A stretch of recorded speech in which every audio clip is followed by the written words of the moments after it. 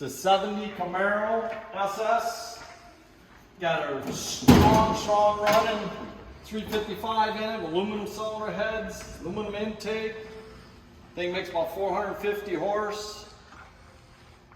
Got 700 R4 overdrive trans. Got 12 bolt posi rear. Got your power steering, your power disc brakes. Factory bucket seat console interior.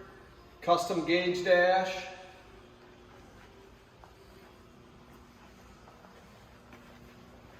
And that car's painted underneath just like the top.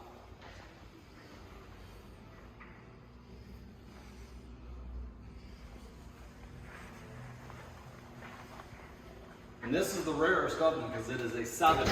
It's actually a 70 and a half car.